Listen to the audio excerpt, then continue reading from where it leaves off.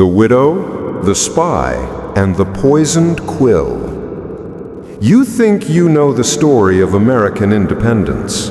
You can picture the stoic figures in tricorn hats, the quill scratching the parchment of destiny, the roar of cannons at Saratoga and Yorktown.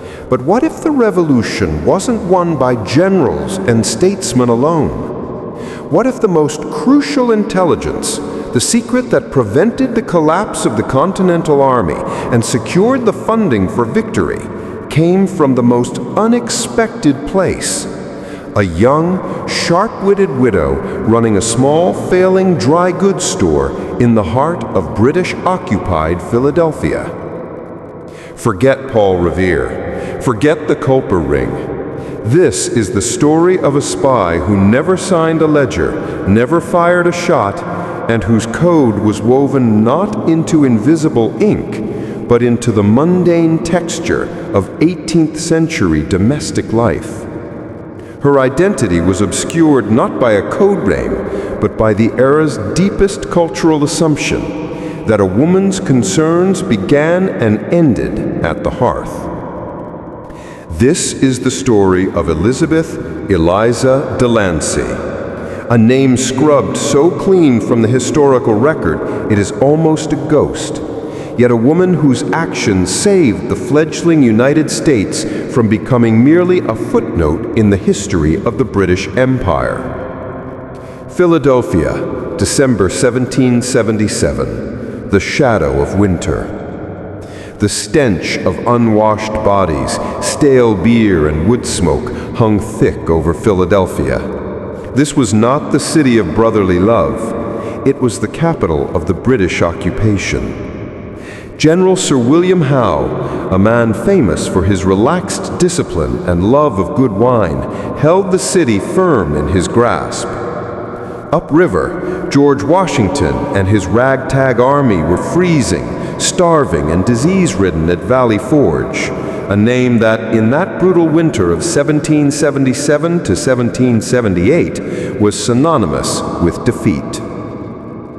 Inside the warmth of the State House, where just 18 months earlier the Declaration had been signed, the British held court. Their officers, flush with the recent victory at Brandywine, entertained themselves with lavish balls, theatricals, and endless gambling. They believed the war was essentially over. Washington's army was dissolving. Soon, spring would bring an easy mop-up operation. In a modest brick shop a few blocks from the State House, Eliza Delancey was calculating her losses. Her store, the Golden Spool, sold thread, ribbons, imported tea, and a scattering of hard-to-find fabrics. Her husband, John, a quiet, loyalist merchant, had succumbed to camp fever a year prior, leaving Eliza with the shop and a mountain of debt. Eliza was 24, blessed with a keen mind and an unremarkable appearance, a priceless asset in an age of paranoia. She had to keep the shop open. It was her only link to survival. It was also, unbeknownst to the swaggering British soldiers who frequented it, her link to the simmering Patriot network. Her connection was a man named Silas Thorne, a former shipping clerk who now served as an unassuming clerk for a British quartermaster. Thorne moved with a nervous efficiency that kept him invisible. He was the anchor of a desperate intelligence cell operating under the nose of Howe's forces. One biting cold evening, as the church bells rang 8, Thorne slipped into the Golden Spool. He didn't buy anything. He merely leaned against the counter, his eyes fixed on a bolt of deep blue linen. "The general wants to know about the movement of the Hussar," he whispered, his breath clouding the air. The Hussar was a British frigate scheduled to depart for London, presumably carrying urgent dispatches. Eliza, sorting through a box of bone buttons, didn't look up. "Tell the general the Hussar sails on the tide after next, but that is not the crucial item. The men at the tavern speak nothing else. It's the inventory they're gathering. Inventory? For what purpose? Not flour or rum. Howe is preparing a complete manifest of captured Patriot property.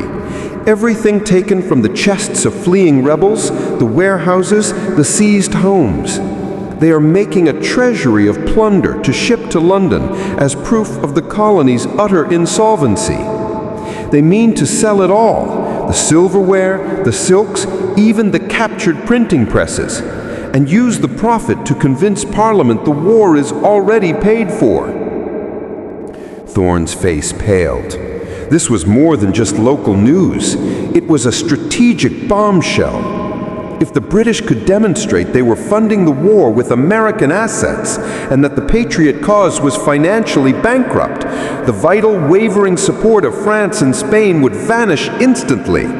No European power would back a losing, insolvent venture. Washington needs to know the value of this inventory and where it is being stored, Thorne said urgently. Eliza finally looked up, her gray eyes sharp. The list is being finalized in the General's headquarters, and it's being guarded not by redcoats. It's being guarded by ink and paper. No messenger can get close to the files. She paused, then pushed the box of buttons aside, revealing a small stained ledger underneath. But I have the one thing that can pass without suspicion, the ledger of a humble shopkeeper. Give me 2 weeks, Silas. I will not smuggle the paper out. I will smuggle the information in. Her plan was audacious, dangerous, and utterly brilliant. It depended entirely on the British officers' complete inability to see the forest for the trees, to see the battlefield hidden inside a domestic scene. Eliza Delancey was about to use her failing dry goods store, her femininity, and her husband's loyalist debt as the perfect cover for the most dangerous act of espionage in the entire revolution. She was going to poison the official British record with a truth so explosive it would change the course of world history, not with a dagger, but with a poisoned quill.